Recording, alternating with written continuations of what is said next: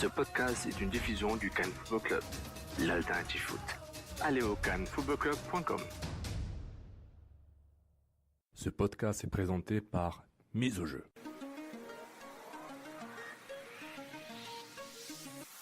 Mise au jeu. Gages-tu? Salut tout le monde, Étienne Boutier avec vous pour ce résumé du jour de la Coupe du Monde, édition du 1er juillet 2018. Alors, on a eu le droit à un peu moins de rebondissements dans cette deuxième journée des huitièmes de finale, mais tout autant d'émotions qu'on a vécu aujourd'hui. On va commencer avec le match Espagne-Russie, un match qui s'est terminé par la marque de 1-1 et la Russie qui a vaincu les Espagnols à la séance de pénalty. Les buts, un but à la 12e minute, un but contre son camp là, sur un superbe plaqué de Ignacevic sur Sergio Ramos, là, puis le ballon qui a atteint sa cheville pour entrer dans le but. Et l'égalisation russe est venue à la 41e minute, un but sur penalty de Dzyuba.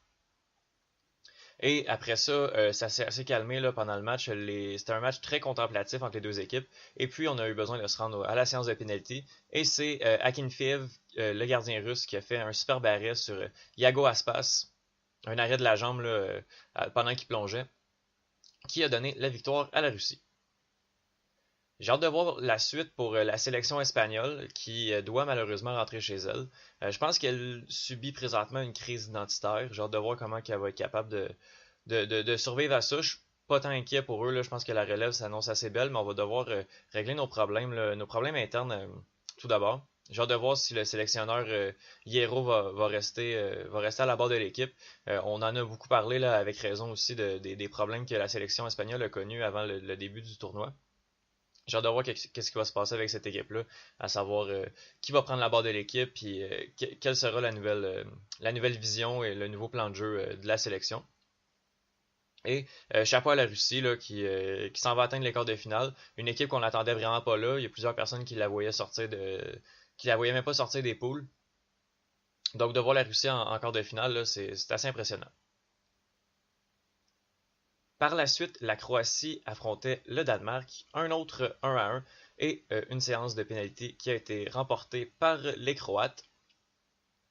On a eu le droit à un premier 5 minutes assez intense entre les deux équipes. Le premier but est venu à la première minute de Zanka, le but danois. Et puis Mario Mandzukic, l'attaquant croate, est venu niveler la marque à la 4e minute seulement. Et c'est le seul but, les seuls buts qu'on a vus, les seuls buts en phase de jeu qu'on a vus pendant le match. Là. Ça a été une performance assez tranquille des deux côtés. Personnellement, je m'attendais à peut-être un peu plus de la part de la Croatie. Même que le Danemark, là, qui partait pas vraiment favorite, avait un léger ascendant à quelques moments dans le match là, sur les Croates, qui, à mon avis, était la meilleure équipe là, qui avait offert le meilleur jeu depuis le début du tournoi. Comme fait notable, à la 116e minute, Modric, le joueur étoile de la Croatie et le milieu de terrain du Real Madrid, a raté un pénalité qui était quand même assez mal tiré. Le gardien Kasper Schmeichel a plongé du bon côté, a fait le bel arrêt. Et ça aurait pu coûter cher à la Croatie. Mais on a quand même réussi à aller l'emporter là, et atteindre les quarts de finale. Donc, le match entre la Russie et la Croatie se déroulera le samedi 7 juillet à 14h. Le programme de demain, maintenant, d'autres huitièmes de finale. Le Brésil va affronter le Mexique à 10h et la Belgique va affronter le Japon à 14h. Pour mes prédictions, au niveau du Brésil-Mexique, c'est sûr que sur papier, les Brésiliens sont quand même assez forts, mais les Mexicains sont capables de tout. Là, on l'a vu, on est capable d'aller battre les Allemands, mais on est aussi capable de prendre une raclée contre les Suédois. Là, donc j'ai hâte de voir qu'est-ce que ça va donner. Mais je vais quand même donner l'avantage au Brésil là, qui a le vent dans le dos et puis qui devrait offrir une bonne performance dans ce duel qui promet d'être assez chaud. Et pour le match Belgique-Japon, là, je pense que en fait je vais donner l'avantage à la Belgique. Là. La Belgique qui a offert quand même 3 belles performances dans sa phase de groupe. Mais on devra faire attention au Japon, qui est très organisé, qui a des contre-attaques assez tranchantes. Là. On est très rapide sur les côtés avec le Japon.